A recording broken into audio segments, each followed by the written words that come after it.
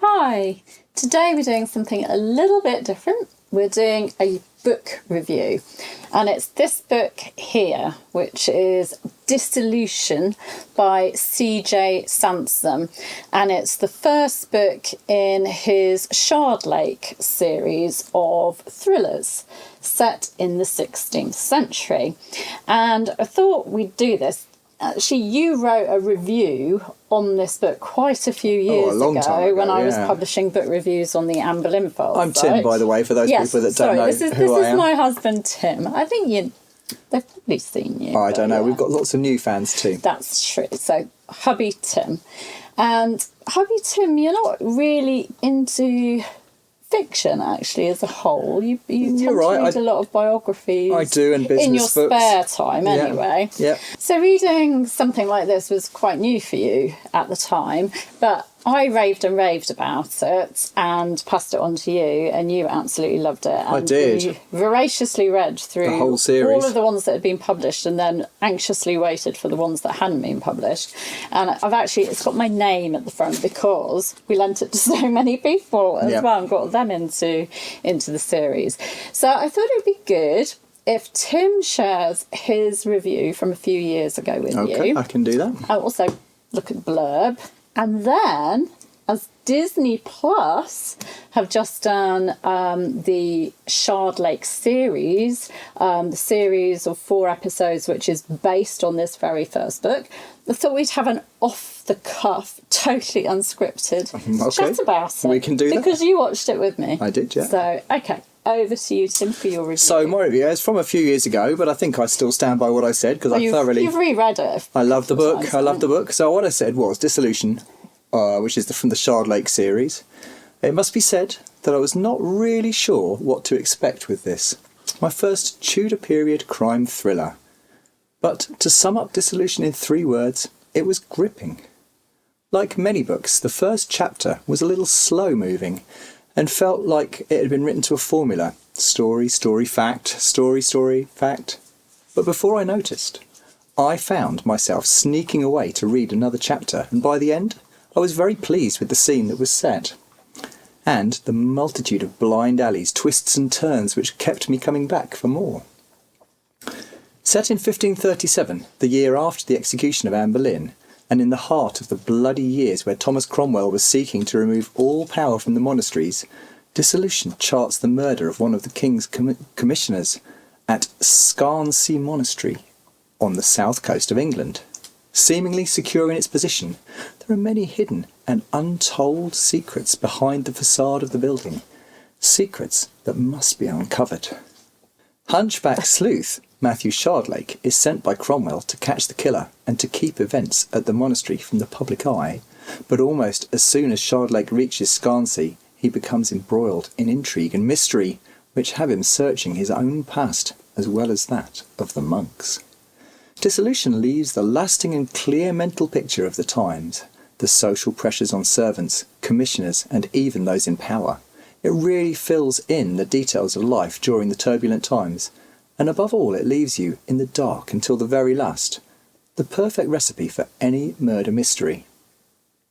So that's what I said about the book, and I think that's very much what the book is. Yeah. And I would also say the same about the TV series. Yes, yeah. Shall we read the blurb? Do you want me to read the blurb, or do you want to read the blurb? Well, I haven't got my glasses on. Oh, therefore I better read it. It would be easier if you... I'll read it. If I hold it that's I can read it. That's fine. We're doing very well. It is 1537. This is the blurb from the back of the book. It is 1537, a time of revolution that seeks the greatest changes in England since 1066. Henry VIII has proclaimed himself supreme head of the church. The country is waking up to the savage new laws, rigged trials, and the greatest network of informers it has ever seen.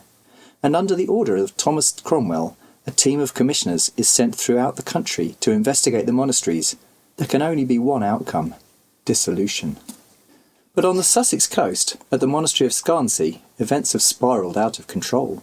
Cromwell's commissioner, Robin Singleton, has been found dead, his head severed from his body. His horrific murder is accompanied by equally sinister acts of sacrilege. Matthew Shardlake, lawyer and long-time supporter of reform, has been sent by Cromwell to uncover the truth behind the dark happenings at Scarnsea.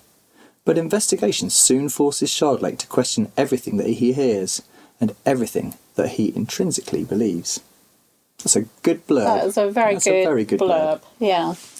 So, what were your thoughts on the actual series? Because we've watched all 4 episodes. No spoilers. No, because of some course. people won't have read the book. Loved it. No spoilers. I mean, it was a long time ago since we read Dissolution. So we couldn't remember who did it, which was good. Which was really good. It was. All I remembered was that there were a lot of murders. Yeah. And spoiler. No. That's. I think you find that out fairly quickly. You're left guessing who did it, which obviously is brilliant. What I liked about it, which I think I liked a lot better than Wolf Hall, which personally I didn't like, was the scenes are just so expansive. There are so many people doing things. The setting is huge. There's smoke rolling in. There's the people atmosphere bustling around in the background. You really believe like they actually filmed it. They went back in time and filmed this thing. So as Wolf Hall. The scenery, empty. Everything was very empty. Not much furnishings. Very dark. No people bustling about. Very dark. I mean, this was dark. It was, it's. Well, it's indoors with candlelit places, which is good. Yeah, but I mean, dark. The scenery is so dark. And because it's winter time as well. Yeah. I thought it was excellently filmed. Very well done. And I thought all the actors were very convincing as well. I think it was very true to the story as well. They didn't deviate, apart from the only 2 deviations that I spotted were the fact that when it started it said it was 1536, which actually was the year of Anne Boleyn's execution. This was after her execution. Henry's married to Jane Seymour, but the book it opens in 1537, so just a few months difference.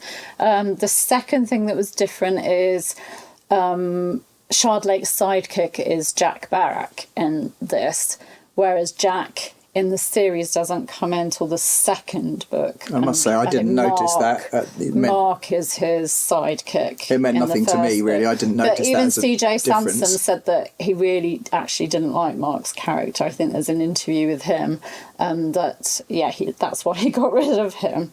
So, but brilliant. I thought they were all acting very well.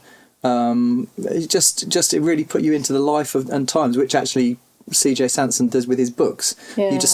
You can just feel the moments there, and the TV series managed to do that particularly well. I loved the fact that they used the actor, I think Arthur Hughes, does have the same disability as Shardlake. Yes. Shardlake is known as Crookback in the books, isn't he? Yeah. He's got some kind of scoliosis or something like that. And I know Arthur Hughes has played Richard III in sort of theatre work, and now, he's playing Shardlake. And I thought that was great that they didn't do CGI or have to dress him up.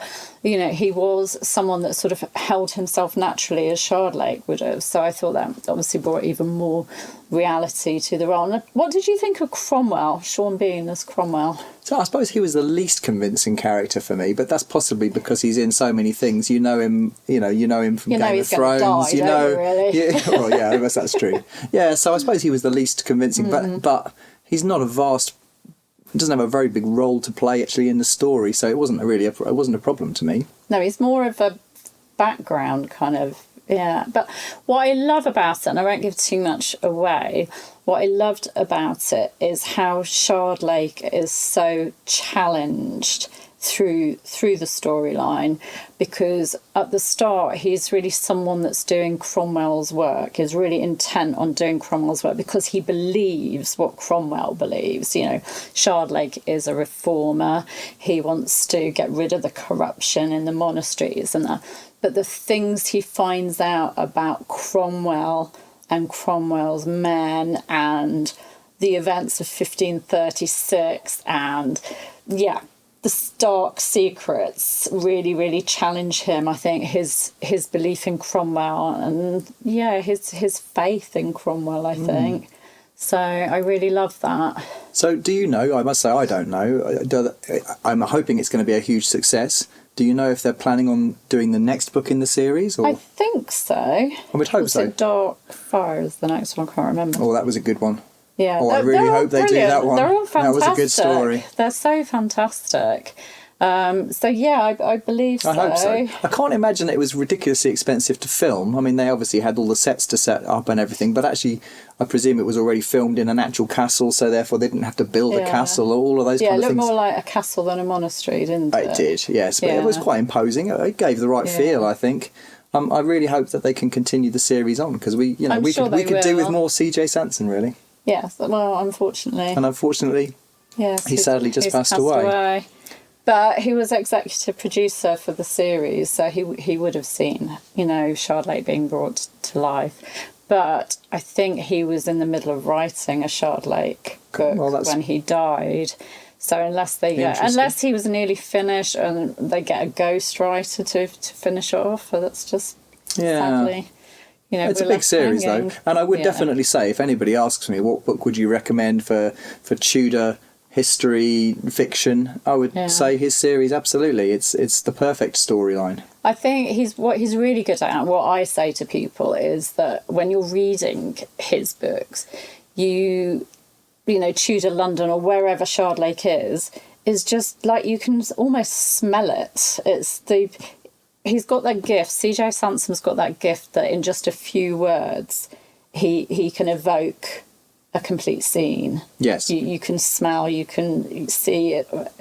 He's got an amazing gift. He has. I'm just looking on the back cover here. There's a quote from Colin Dexter, and Colin Dexter obviously is the king of mystery and so on. Extraordinarily impressive. The best crime novel I have read this year. That's pretty good from Colin Dexter, isn't it? That's another one I just voraciously read his book. So I would recommend watching the TV series, and always books are better than actual dramatisations. So I would recommend reading the books. Yeah, I mean it's quite a thick book. I don't know how many pages it's got, but it's very detailed. How many pages it's got? Over 460 odd. Yeah. So yes. Brilliant book. But enjoy the series as well, if you can get access to it on whatever streaming series that you use. It's only Disney Plus. Only Disney. Okay. Yeah. Well, there you go. It's only Disney Plus. So, yeah. Okay, thank you for joining me. I just thought, seeing as you'd written the review, you ought to... It's been a long time since I've been on camera, but it's nice to meet everybody and enjoy the story. See you soon. Bye-bye. Bye-bye.